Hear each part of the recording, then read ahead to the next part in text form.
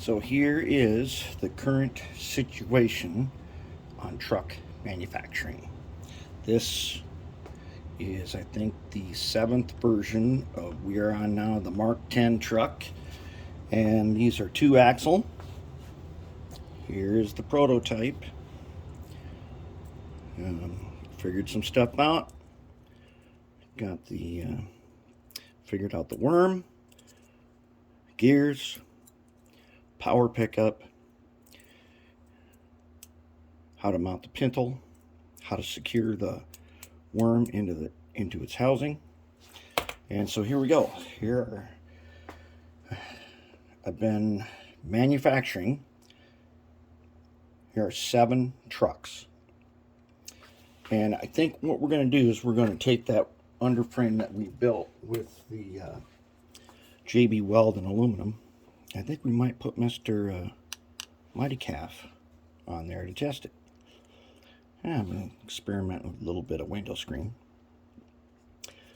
But I think Mighty Calf is first up for a test run.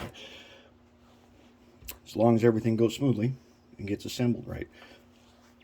And to do this, I had to 3D print a ton of these little washers here, thrust washers, that will go with these gears. Had to get some new screws and do a whole bunch of fabrication.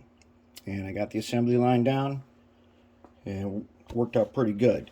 So now in the future, if I need to make more of these 2-axle trucks, I'll make them in like a batch of probably six at a time or so, because they are goes way faster when you build several at the same time than it does just building one at a time by itself, and you get the processes down. But that's where we're at. So pretty quick here, I'm hoping to have the Mark 10 assembled, and I want to get some testing done, and then I'm going to the train show. Going to the train show of this. It's a 2-day train show. I'm going to go to the train show and see what kind of junk I can get.